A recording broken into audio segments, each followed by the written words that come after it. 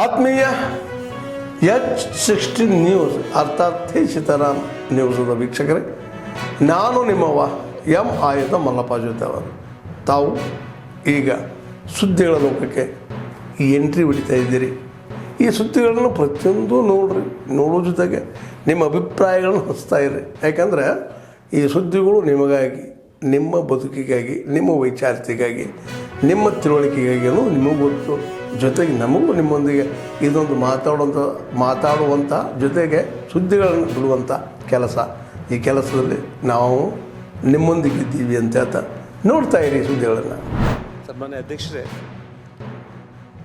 ಉಪಮುಖ್ಯಮಂತ್ರಿಗಳು ಅವ್ರು ಕೊಟ್ಟಿರುವಂಥ ಸಮಾಧಾನ ಭಾಳ ಪರ್ಫೆಕ್ಟಾಗಿತ್ತು. ಅದರಲ್ಲೇನು ಟೆಕ್ನಿಕಲ್ ಆಗಿ ಆಂಧ್ರ, ಕರ್ನಾಟಕ ಮತ್ತು ತೆಲಂಗಾಣ ಮೂವರು ಕೂಡ ಆ ಸೆಂಟ್ರಲ್ ಬೋರ್ಡಲ್ಲಿ ಇರೋ ಕಾರಣ, ತುಂಗಭದ್ರಾ ಬೋರ್ಡಲ್ಲಿ ಯಾವುದೇ ನಿರ್ಣಯ ಮಾಡಬೇಕಂದ್ರೂ ಕೂಡ ಮೂವರು ಒಪ್ಪಿಗೆಯಿಂದಲೇ ಆ ಕಾರ್ಯಕ್ರಮಗಳಿಗೆ ಆಗಬೇಕಾಗುತ್ತೆ. ಅದರಲ್ಲೇನು ಎರಡನೇ ಮಾತೇ ಇಲ್ಲ. ಇವಾಗ ಈಗಾಗಲೇ 6 ಗೇಟ್ಗಳನ್ನು ಆರ್ಡ್ರ್ ಮಾಡಿದ್ದಾರೆ, ಅದು ರೆಡಿ ಆಗ್ತಾ ಇದೆ ಅಂತ ಕೂಡ ಹೇಳಿದ್ದಾರೆ. ಎರಡನೇ ಬೆಳೆ ಒಂದು ವೇಳೆ ಕೊಡ್ಲಿಕ್ಕೆ ಆಗಲಿಲ್ಲ ಅಂತಂದರೆ ಅದು ನಮ್ಮ ಶಿವರಾಜ್ ಸಂಗಡಿಗೆ ಅವ್ರಿಗೂ ಗೊತ್ತು, ನಾವಾಗಲಿ ಎಲ್ಲರೂ ಕೂಡ ನಿದ್ದೆ ಕೂಡ ಇರಲ್ಲ. ಇವತ್ತು ನಾವು ಸದನದಲ್ಲಿ ತಾವು ಎರಡನೇ ಬೆಳೆ ಇರಲ್ಲ ಅಂತ ಹೇಳಿದ್ದೀರಿ. ಇದು ಈಗಾಗಲೇ ಎಲ್ಲ ಟಿ ವಿಗಳ ಮೂಲಕ ನೋಡ್ತಾ ಇರ್ತಾರೆ. ಎಲ್ಲರೂ ಮನೆಗಳ ಹತ್ರ ಸುತ್ತಾಡಿಕೊಂಡು ಸಾವಿರಾರು ರೈತರು ಗಲಾಟೆ ಮಾಡೋಂಥದ್ದು ಬರೋದು ಇವೆಲ್ಲ ಇರುತ್ತೆ. ಬಟ್ ಆದರೆ ಒಂದು ನಾವು ರೈತರಿಗೆ ಕೂಡ ಇವತ್ತು ಒಳ್ಳೆಯ ಸಂದೇಶ ಕೊಟ್ಟರು ಡೆಪ್ಯೂಟಿ CM. ವಿಷಯ ಏನು ಅಂತಂದರೆ, ಎರಡನೇ ಬೆಳೆ ಇಲ್ಲ ಅಂತಂದರೂ ಕೂಡ ಗೇಟು ಅಂದರೆ ಈ ಎಂಟೈರ್ TB ಡ್ಯಾಮ್ನ ರೆಡಿ ಮಾಡೋದು ಮುಖ್ಯ. ಈ 1 ವರ್ಷ ನಮಗೆ ಎರಡನೇ ಬೆಳೆ ಇಲ್ಲ ಅಂತಂದರೂ ಕೂಡ ಒಂದು ಸಲ ತುಂಗಭದ್ರಾ ಡ್ಯಾಮ್ ರೆಡಿಯಾಗಿಬಿಟ್ರೆ ಉಪಮುಖ್ಯಮಂತ್ರಿ ಹೇಳಿದಾಗೆ ಶಾಶ್ವತವಾಗಿ ಆ ಡ್ಯಾಮ್ ರಕ್ಷಣೆ ಆಗುತ್ತೆ ಮತ್ತು ಜನರಿಗೆ ಇನ್ನೊಂದು 50 ವರ್ಷ ನೀರು ಯಾವುದೇ ಕೊರತೆ ಇಲ್ದಂಗೆ ಆಗುತ್ತೆ ಅನ್ನೋದು ಒಂದು. ಹಾಗಾಗಿ ರೈತರನ್ನ ನಾವೆಲ್ಲರೂ ಕೂಡ ಸೇರಿ ಜಿಲ್ಲಾ ಉಸ್ತುವಾರಿ ಮಂತ್ರಿಗಳು, ತಂಗಡಿಗೆ ಅವರು, ನಾನು ಎಲ್ಲ ನಮ್ಮ ಶಾಸಕರೆಲ್ಲರೂ ಆ ಭಾಗದ 4 ಜಿಲ್ಲೆ ಶಾಸಕರು ರೈತರನ್ನ ನಾವು ಕನ್ವಿನ್ಸ್ ಮಾಡ್ಬೋದು. ಯಾಕೆಂದರೆ ಡ್ಯಾಮು ರೆಡಿಯಾಗೋದು ಮುಖ್ಯ ಅನ್ನೋದು ಒಂದು. ಮೈಕ್ರೋ ಫೈನಾನ್ಸ್ ಕಾನೂನನ್ನು ಕರ್ನಾಟಕ ಕಿರು ಸಾಲ ಮತ್ತು ಸಣ್ಣ ಸಾಲ ಬಲವಂತದ ಕ್ರಮಗಳ ಪ್ರತಿಬಂಧಕ ಕಾಯ್ದೆ ಅಧ್ಯಾದೇಶ 2025 ಮಾಡಿದವ್ರು ಯಾರು? ನಾವೇ. ಅದನ್ನು ಸ್ವಲ್ಪ ಇಂಪ್ಲಿಮೆಂಟೇಷನಲ್ಲಿ ಸ್ವಲ್ಪ ಸಣ್ಣ ಪುಟ್ಟ ದೋಷಗಳಿರ್ಬೋದು. ಹಾಗಂತೇಳಿ ಕಾನೂನೇ ಸರಿ ಇಲ್ಲ, ಕಾನೂನು ಮಾಡಿದ್ದೇ ಸರಿ ಇಲ್ಲ ಅಂತ ಹೇಳ್ತಕ್ಕಂಥದ್ದು ಇದೆಯಲ್ಲ, ಆ ಥರದ ವಾದ ಇದೆಯಲ್ಲ, ಅದು ಸರಿಯಾದ್ದಲ್ಲ. ಈಗ ನೋಡಿ ಮಾನ್ಯ ಅಧ್ಯಕ್ಷರೇ, 2023ರಲ್ಲಿ ಈ ಕಾನೂನು ಮಾಡೋಕ್ಕಿಂತ ಮುಂಚಿತವಾಗಿ 6 ಪ್ರಕರಣಗಳು ಇದ್ದವು, ದಾಖಲಾಗಿದ್ದವು. 6 ಪ್ರಕರಣಗಳು, 8 ಜನ ಸತ್ತಿದ್ರು, ಆತ್ಮಹತ್ಯೆ ಮಾಡ್ಕೊಂಡಿದ್ರು. 2024ರಲ್ಲಿ 27 ಪ್ರಕರಣಗಳು ದಾಖಲಾಗಿದ್ದು, 6 ಜನ ಸತ್ತಿದ್ರು. 2025ರಲ್ಲಿ ಈ ಕಾನೂನು ಮಾಡೋದಕ್ಕಿಂತ ಮುಂಚಿತವಾಗಿ 105 ಜನ ದಾಖಲಾಗಿದ್ದ ಪ್ರಕರಣಗಳು ದಾಖಲಾಗಿತ್ತು, 24 ಜನ ಸತ್ತಿದ್ರು. ಜನವರಿಯಿಂದ ಈಚೆಗೆ ಈ ಕಾನೂನು ನಾವು ಮಾಡಿದ ಮೇಲೆ ಜನವರಿನಲ್ಲಿ 21 ಪ್ರಕರಣಗಳು ದಾಖಲಾಗಿದ್ದು, 4 ಜನ ಆತ್ಮಹತ್ಯೆ ಮಾಡ್ಕೊಂಡಿದ್ರು. ಫೆಬ್ರವರಿನಲ್ಲಿ ಮಾಡಿದ್ದು ನಾವು 2025 ಫೆಬ್ರವರಿ 44 ಜನ ಪ್ರಕರಣಗಳು ದಾಖಲಾಗಿದ್ದು, 10 ಜನ ಆತ್ಮಹತ್ಯೆ ಮಾಡ್ಕೊಂಡಿದ್ರು. ಮಾರ್ಚ್ನಲ್ಲಿ 22 ಪ್ರಕರಣಗಳು ದಾಖಲಾಗಿದ್ದು, 6 ಜನ ಆತ್ಮಹತ್ಯೆ ಮಾಡ್ಕೊಂಡಿದ್ರು. ಏಪ್ರಿಲ್ನಲ್ಲಿ 10 ಪ್ರಕರಣಗಳು ದಾಖಲಾಗಿದ್ದು, ಕಡಿಮೆ ಆಗ್ತಾ ಬಂತು, 2 ಜನ ಆತ್ಮಹತ್ಯೆ ಮಾಡ್ಕೊಂಡ್ರು. ಮೇನಲ್ಲಿ 2 ಪ್ರಕರಣಗಳು ದಾಖಲಾಗಿದ್ದು, 0 ಆತ್ಮಹತ್ಯೆ. ಜೂನ್ನಲ್ಲಿ 1 ಪ್ರಕರಣ ದಾಖಲಾಗಿತ್ತು, 1 ಮಾತ್ರ ಆತ್ಮಹತ್ಯೆ ಮಾಡ್ಕೊಂಡಿದ್ರು. ಆಮೇಲೆ ಜುಲೈನಲ್ಲಿ 5 ಜನ ಪ್ರಕರಣಗಳು ದಾಖಲಾಗಿದ್ದು, 1 ಆತ್ಮಹತ್ಯೆ ಮಾಡ್ಕೊಂಡಿದ್ರು. ಸೊ ಒಟ್ಟು 105 ಪ್ರಕರಣಗಳು ದಾಖಲಾಗಿದ್ದಾವೆ, 24 ಜನ ಆತ್ಮಹತ್ಯೆ ಪ್ರಕರಣಗಳು ಆಗಿದ್ದಾವೆ. ಅಂದ್ರೆ ಪ್ರತಿ ವರ್ಷ ಕಡಿಮೆ ಆಗ್ತಾ ಇದೆ, ಹೆಚ್ಚಾಗ್ತಾ ಇಲ್ಲ. ಇವ್ರ ಪ್ರಕಾರ ಹೆಚ್ಚಾಗ್ತಾ ಇದ್ದಾವೆ ಅಂತಕ್ಕಂಥದ್ದು ಒಂದು. ಅದು ಹೆಚ್ಚಾಗ್ತಾ ಇರ್ತಕ್ಕಂಥದ್ದು ಇಲ್ಲ. I am making it very very clear. ಇಲ್ಲ, ಹೆಚ್ಚಾಗಿಲ್ಲ, ಕಡಿಮೆ ಆಗ್ತಾ ಇದ್ದಾವೆ. ಇನ್ನೊಂದು ಏನಪ್ಪಾ ಅಂತಂದ್ರೆ, ಪರಿಹಾರ ಕೊಡ್ತಕ್ಕಂಥ ಇದರಲ್ಲಿ ಪರಿಹಾರ ಕೊಡ್ತಕ್ಕಂಥ ವ್ಯವಸ್ಥೆ ಇಲ್ಲ. ಪರಿಹಾರ ಕೊಡ್ತಾ ಇಲ್ಲ. ನಾವು ಆತ್ಮಹತ್ಯೆ ಮಾಡ್ಕೊಂಡವರಿಗೆ ಪರಿಹಾರ ಕೊಡ್ತಾ ಇಲ್ಲ. ಇವರು ಒಂದು ಸಲಹೆ ಕೊಟ್ಟಿದ್ದಾರೆ. ನಾವು ಕೂಡ ಇವತ್ತು ಚರ್ಚೆ ಮಾಡಿದಾಗ ಫೈನಾನ್ಸ್ ಡಿಪಾರ್ಟ್ಮೆಂಟ್ನವ್ರ ಜೊತೆ ಕೂಡ ಮಾತಾಡಿದ್ದೀನಿ, ಮತ್ತು ನಮ್ಮ ಮುಖ್ಯ ಕಾರ್ಯದರ್ಶಿಗಳ ಜೊತೆಲೂ ಕೂಡ ಮಾತಾಡಿದ್ದೀನಿ. ಇನ್ನು ಮುಂದೆ ಹೇಗೆ ರೈತರು ಆತ್ಮಹತ್ಯೆ ಮಾಡ್ಕೊಂಡ್ರೆ, ಸಾಲ ತಗೊಂಡು ಆತ್ಮಹತ್ಯೆ ಮಾಡ್ಕೊಂಡ್ರೆ ಅವ್ರಿಗೆ 5 ಲಕ್ಷ ರೂಪಾಯಿಗಳನ್ನು ಕೊಡ್ತಾ ಇದ್ವಿ, ಅದೇ ರೀತಿ ಇವ್ರಿಗೂ 5 ಲಕ್ಷ ರೂಪಾಯಿಗಳನ್ನು ಕೊಡ್ತಕ್ಕಂಥದ್ದನ್ನು ನಾವು ಜಾರಿಗೆ ತರ್ತಕ್ಕಂಥ ಪ್ರಯತ್ನವನ್ನು ಮಾಡ್ತೇವೆ. ಸಭಾಪತಿಗಳೇ, ಮುಖ್ಯಮಂತ್ರಿಗಳನ್ನ ಸುಮಾರು 35 ವರ್ಷ ನಾನು ನೋಡಿದ್ದೇನೆ. ಅವರು ಭಾಳ ಬಡವ್ರ ಪರವಾಗಿ ಕೆಲಸ ಮಾಡ್ತಕ್ಕಂಥ ಮುಖ್ಯಮಂತ್ರಿಗಳು, ಬಡವ್ರ ಬಗ್ಗೆ ಜಾಸ್ತಿ ಕಾಳಜಿ ಇರತಕ್ಕಂಥ ಮುಖ್ಯಮಂತ್ರಿಗಳು. ನಾನು ತಮ್ಮಲ್ಲಿ ಕೇಳೋದಿಷ್ಟೇನೆ, ಏನು ಈ ಸಾಲ ಮಾಡಿ ಸಾಯ್ತಕ್ಕಂತಿದ್ದಾರೆ ಎಲ್ಲ ಬಡವರೇ. ನೀವೇನೇನು ಕಾರ್ಯಕ್ರಮ ಹಾಕಿದ್ದೀರಿ ಬಡವ್ರಿಗೋಸ್ಕರ ಹಾಕ್ಕೊಂಡಿದ್ದೀರಿ. ಆದರೆ ಇಲ್ಲಿ ಈ ಸಾಯ್ತಕ್ಕಂಥ ಬದಲಾಗಿ ಈ ಸಂಖ್ಯೆಗಳನ್ನ ಕಮ್ಮಿ ಮಾಡಿದ್ದೇವೆ ಅಂತಕ್ಕಂಥ ಮಾತಿನ ಹೇಳಿದ್ರಿ ತಾವು. ಇದು 0 ಆಗಬೇಕು ಅಂದರೆ ಏನು ಕಿರು ಸಾಲ ಮತ್ತು ಸಣ್ಣ ಸಾಲ ಇದೆ ಅದನ್ನು ತಾವು ಎನಿ ಶ್ಯೂರಿಟಿ ಇಲ್ದಲೆ ನ್ಯಾಷನಲ್ ಬ್ಯಾಂಕ್ ಮುಖಾಂತರ ಕೊಡಿಸಿದ್ರೆ ತುಂಬ ಅನುಕೂಲ ಆಗತಕ್ಕಂಥದ್ದು ನನ್ನೊಂದು ಅಭಿಪ್ರಾಯ. 24 ಇದ್ದದ್ದು 44 ಇದ್ದದ್ದು ಒಬ್ಬರು ಬಂದಿದ್ದಾರೆ, ಈಗ 10 ಜನ ಇದ್ದದ್ದು ಕಡಿಮೆ ಆಗ್ತದೆ. ಒಬ್ಬರು ಆತ್ಮಹತ್ಯೆ ಮಾಡ್ತಾರೆ. ನಮ್ಮ ಉದ್ದೇಶ 0ಗೆ ಬರಬೇಕು, ಯಾರು ಆತ್ಮಹತ್ಯೆ ಮಾಡ್ತಾರೆ.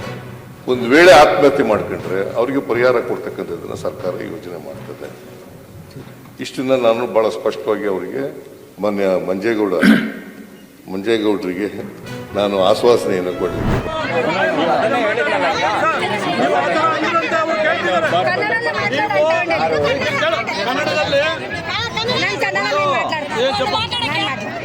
ನೀವು ನಿನ್ನೆ 5:30ಕ್ಕೆ ಅನೌನ್ಸ್ ಮಾಡಿದ್ರಿ. ಆ ಅಕ್ಕ ಬಂದು ಕೇಳಿದಾರಂತೆ ಯಾತಕ್ಕೆ ಸರ್ ನಮ್ಗೆ ತೆಗ್ದಿದ್ದಾರೆ ಅಂದ್ರೆ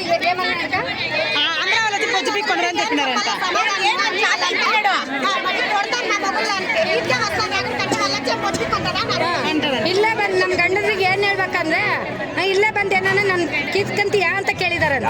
ನೀವೇ ಹೇಳಿದೀರ, ನೀವು ಮಾತಾಡಿದಿರ. ಇಷ್ಟೊಂದು ಜನ ಯಾತಕ್ಕೆ ಕೇಳ್ತಾರೆ, ಇಷ್ಟೊಂದು ಜನ ಯಾತಕ್ಕೆ ಕೇಳ್ತಾರೆ, ಇಷ್ಟೊಂದು ಜನ ಯಾತಕ್ಕೆ ಕೇಳ್ತಾರೆ? ನೀವು ಮರ್ಯಾದನೇ ಇಲ್ಲ, ನೀವು ಮಾತಾಡೋದೇ ಇಲ್ಲ. ಈಗ ಅಲ್ಲೋ ನೀವು ಮಾತಾಡಿದ ನಂತರನೇ ಅವ್ರು ಹೇಳ್ಬೇಕಾಗಿರೋದು, ಸುಮ್ಮನೆ ಹೇಳಕ್ಕೆ ಬರೋದು. ನಾವು ಹೆಣ್ಮಕ್ಳು ಯಾತಕ್ಕೆ ಕೇಳ್ತೀವಿ? ಅವ್ರಿಗೆ ಸಾರಿ ಹೇಳಿ, ಅವ್ರಿಗೆ ಈ ತರ ಇನ್ನು ಮುಂದೆ ಯಾವುದೇ ರೀತಿ ಕೇಳಿ. ಹೌದು ಹೌದು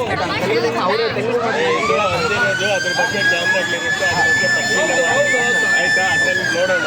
ಅದನ್ನ ಬಿಟ್ಟು ನಾಳೆ ಅವರು ಓನರ್ ನಾಳೆ ಮಧ್ಯಾಹ್ನ ಓನರ್ ಬರ್ತಾರೆ, ಬೆಳಗ್ಗೆನೆ ಬನ್ನಿ ಡ್ಯೂಟಿಗೆ.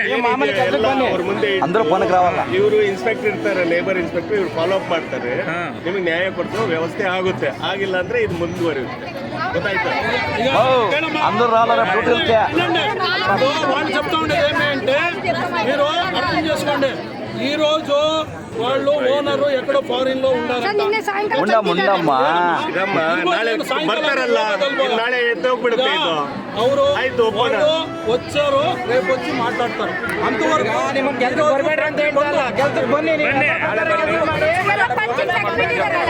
ಇವತ್ತಲ್ಲಮ್ಮ ನಾಳೆ అటెండెన్స్ ఉంటుంది కదా. ఎవరు మాట్లాడకండి, వినండి. వాళ్ళు చెప్తా ఉండే విచారము సార్, ನಾಳೆ ಇವತ್ತು ಫ್ಯಾಕ್ಟ್ರಿ ಬಂದಾಗ ಮಾಡ್ತೀರಿ ಅಂತ ಹೇಳಿದ್ರೆ ಓಕೆ. ನಾಳೆ ಯಾರನ್ನ ಕೆಲಸದಿಂದ ತೆಗೆದಿದ್ದೀರಾ, ఎవరిని బన్నిక తీసినారో ಎಲ್ಲರೂ ಕೂಡ ಕೆಲಸಕ್ಕೆ ಬರ್ತಾರೆ. ಎಲ್ಲರೂ ಬರ್ತಾರೆ. ಆಯ್ತು, ಅವರೇ ಡಿಸಿಷನ್ ತಗೊಳ್ಳಿ. ಆದ್ರೆ 1 ನಿಮಿಷ ನೀವೇನ್ ಮಾಡಬೇಕು, ಕಾರ್ಮಿಕ ಕಾಯ್ದೆ ಪ್ರಕಾರ ಮುಂಗಡವಾಗಿ 1 ತಿಂಗಳು ಮುಂಚಿತವಾಗಿ ಅವ್ರಿಗೆ ನೋಟಿಸ್ ಕೊಡಬೇಕು. 1 ತಿಂಗಳ ಅವಧಿಯೊಳಗೆ ನಮ್ಮ ಫ್ಯಾಕ್ಟ್ರಿ ತೊಂದರೆಯಲ್ಲಿ ಈ ತರ ಇದೆ, ಅವ್ರ ಕಾರಣ ಕೊಡಬೇಕು. ಯಾತಕ್ಕಾಗಿ ಅವರನ್ನ ಕೆಲಸದಿಂದ ತೆಗೆಯೋಕೆ ಈ ಕಾರಣ ಇದೆ ಅಂತ ನೀವು ಹೇಳಿ ನೋಟಿಸ್ ಕೊಟ್ಟ ನಂತರ ಅವರನ್ನ ಕೆಲಸಕ್ಕೆ ರಿಮೂವ್ ಮಾಡ್ಲಿಕ್ಕೆ ಆಗುತ್ತೆ. ಇಲ್ಲ ಅಂದ್ರೆ ಆಗೋದಿಲ್ಲ. ಹೇಳಿ ಸರ್, ಹೌದಾ ಸರ್? ಹೇಳಿ. ಅದಕ್ಕಾಗಿ ನೀವು ಏನು ಮಾಡ್ತೀರಾ, ಚರ್ಚೆ ಮಾಡಿ ಅವರನ್ನು ಕೂರಿಸಿ ನೀವು ಅದನ್ನ ಯಾಕೆ ತೆಗಿಯೋಕ್ಕೆ ಕಾರಣ ಏನು, ರೀಸನ್ ಏನು, ಅವ್ರು ಇಷ್ಟು ಜನ ಮೊದಲು ಯಾಕೆ ತಗೊಂಡ್ರಿ, ಅದರಿಂದ ಏನಾಗಿತ್ತು, ಈಗ ಏನಾಗಿದೆ, ಮುಂದೆ ಯಾಕೆ ಈ ಥರ ತೆಗಿಬೇಕಾದ ಅವಶ್ಯಕತೆ ಇದೆ ಅನ್ನೋದನ್ನ ಅವರಿಗೆ ಕ್ಲೀನ್ ಆಗಿ ತಿಳಿಸಿ ಆಮೇಲೆ ನೀವು ಆ ಪರಿಷ್ಕಾರ ತಗೋಬೇಕು. ಆ ಥರ ಮಾಡಿ ಬಂದ್ರು ದುಡ್ಡು ಬರಲ್ಲ. ಯಾರು ಕೆಲ್ಸಕ್ಕೆ ಬಂದಿಲ್ಲ ಓನರ್ ಅಷ್ಟೇ ಮಾತಾಡ್ದಮ್ಮ ಡ್ಯೂಟಿಗೆ ಶನಿವಾರ ಕೆಲ್ಸಕ್ಕೆ ಬಂದಿಲ್ಲ ಅವ್ರಿಗೆಲ್ಲರಿಗೂ ಕೂಡ ನಾಳೆ ಮಧ್ಯೆ ಸರ್ ಕೆಲಸ ಮಾಡ್ಲಿ ಮತ್ತೆ ಈ ತರ ಕೆಲಸ ಮಾಡ್ಲಿ. ಅದೇ ಬಚ್ಚೆ ಡ್ಯೂಟಿ ಸೇನಮ್ಮ ದಿನ ಬಂದಂಗೆ ಕೆಲ್ಸಕ್ಕೆ ಬಂದ್ಬಿಡಿ. ನಾಳೆ ಮಧ್ಯಾಹ್ನ ಡಿಸಿಷನ್ ತಗೊಳ್ತಾರೆ ಇವ್ರು, ಡಿಸ್ಕಸ್ ಮಾಡಿ. ಆಗಿಲ್ಲ ಅಂದ್ರೆ ಮತ್ತೆ ಅವರು ಕಂಟಿನ್ಯೂ. ನಿನ್ನೆಯಿಂದ ಕೆಲಸ ತೆಗೆದಿರೋರಂಥ ವ್ಯಕ್ತಿಗಳಿಗೆ ಕಡ್ಡಾಯವಾಗಿ ವೇತನ ಹಾಕಿಕೊಡ್ಬೇಕು. ಅವರು ನೀವೇನು ಡಿಸಿಷನ್ ತಗೊಳ್ಳೋವರೆಗೂ ಅವ್ರಿಗೆ ವೇತನದಲ್ಲಿ ಯಾವುದೇ ಸಮಸ್ಯೆ ಬರ್ಕೊಡ್ತು ಏನು ಸರ್, ವೇತನದಲ್ಲಿ ಯಾವುದೇ సమస్య ಬರ್ಕೊಡ್ತು. ఆగిరోవాగా మీకు అందరికీ కూడా నిన్నటి ఇంకా ఏమి సమస్య అయింది, సమయం సమస్య కానీ ఏమే కానీ రేపు ఇంకా ప్రతి ఒక్కరు మీరు పనికి రావాల్సి ఉండేదే. సమయంలో మీకు అవుతుంది పనులు ఇంకా తీసేసేది ఏమైనా ఉంటే ముందుగా మీ దగ్గర చర్చ చేసి మీకు నోటీస్ ఇచ్చిన తర్వాత వాళ్ళు డిసిషన్ తీసుకోవాలా. అది అవుతుంది. కార్మిక ఇలాఖే వాళ్ళు ఆఫీసర్లు ఉన్నారు. మీ పరంగా మేము కూడా కార్మిక సంఘటన సిఐటి వాళ్ళు ఉన్నాము. మీరు ఎప్పుడే కానీ పిలండి, మీ సమస్యల ಬಗ್ಗೆ న్యాయయుతంగా మాట్లాడేదానికి మేము వస్తాం. అర్థమైనా? ఇప్పుడు రేపు ఇంకా మీరు ఎవరు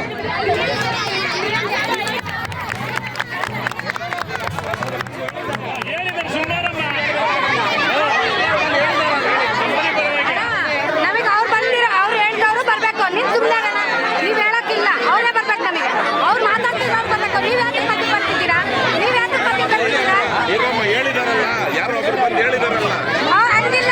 3-4 ವರ್ಷಗಳಿಂದ ಇಲ್ಲಿ ಅಂಗವಿಕಲರಿಗೋಸ್ಕರ ಕೆಲಸ ಮಾಡ್ತಾಯಿದ್ದೀನಿ. ಸ್ಪೆಷಲಿ ಗ್ರಾಮ ಪಂಚಾಯತಿ, ಹಳ್ಳಿ ಮಟ್ಟದಲ್ಲಿ ಗ್ರಾಮ ಪಂಚಾಯತಿ ನಮಗೆ ಮುಖ್ಯ. ಸೊ ಗ್ರಾಮ ಪಂಚಾಯತಿಗಳಲ್ಲಿ ಮೇಜರಾಗಿ ನಮಗೆ ವೀಲ್ ಚೇರ್ ಪರ್ಸನ್ಸ್ ಇರುವವ್ರಿಗೆ ರ್ಯಾಂಪ್ ಬೇಕು. ರ್ಯಾಂಪು 2016 ಕಾಯ್ದೆ ಪ್ರಕಾರ ರ್ಯಾಂಪು ಕಡ್ಡಾಯವಾಗಿದೆ. ಸೊ ಈ ಉಪ್ಪರಪೇಟೆ ಪಂಚಾಯತಿಯಲ್ಲಿ ಯಾವುದೇ ಕಾರಣಕ್ಕೂ ಒಂದು ರ್ಯಾಂಪ್ ಮಾಡಿಲ್ಲ. ರ್ಯಾಂಪ್ ಮಾಡಬೇಕು ಅಂತ ನಾವು ರಿಕ್ವೆಸ್ಟ್ ಮಾಡಿದ್ರೆ ರ್ಯಾಂಪು ಕಡ್ಡಾಯವಾಗಿ ಮಾಡಬೇಕು ಅಂತ ಏನಿಲ್ಲ ಅಂತ ಹೇಳಿ PDO ಅವರು ನಮಗೆ ರೆಸ್ಪಾನ್ಸ್ ಮಾಡ್ತಾರೆ. ಸೊ ನಾವು ರಿಕ್ವೆಸ್ಟ್ ಮಾಡ್ತಾಯಿದ್ವಿ, 2016 ಕಾಯ್ದೆ ಸರಿಯಾಗಿ ಓದಿ ಅದರಲ್ಲಿ ಎಲ್ಲೆಲ್ಲಿ ನಮಗೆ ಅಂಗವಿಕಲರ ಬಗ್ಗೆ ಎಲ್ಲೆಲ್ಲಿ ರ್ಯಾಂಪ್ ಬೇಕು ಅಂತ ಅಲ್ಲಿ ಇದೆ, ದಯಮಾಡಿ ಆಕ್ಸೆಸಿಬಿಲಿಟಿ ಕರೆಕ್ಟಾಗಿರೋ ರ್ಯಾಂಪ್ನ ನೀವು ಮಾಡಬೇಕಂತ ನಾವು ರಿಕ್ವೆಸ್ಟ್ ಮಾಡ್ತಾಯಿದ್ವಿ. ಸೊ ಹಾಗಾಗಿ ಇವತ್ತು ಈ ಟಾಯ್ಲೆಟ್ ಮಾಡಿದ್ದೀರಾ ನೀವು, ಈ ಉಪ್ಪರಪೇಟೆಯಲ್ಲಿ ಒಂದು ಅಂಗವಿಕಲರ ಟಾಯ್ಲೆಟ್ ಮಾಡಿದ್ದೀರಾ. ಆ ಟಾಯ್ಲೆಟ್ ನೋಡಿದ್ರೆ ಒಳಗಡೆ ಕುತ್ಕೊಳ್ಳೋಕ್ಕೆ ಸಿಟ್ಟಿಂಗ್ ಇಲ್ಲ, ಸ್ಟ್ಯಾಂಡಿಂಗ್ ಇಲ್ಲ, ಸಿಟ್ಟಿಂಗ್ ಇಲ್ಲ, ಮೇಜರಾಗಿ ನೀರಿಲ್ಲ.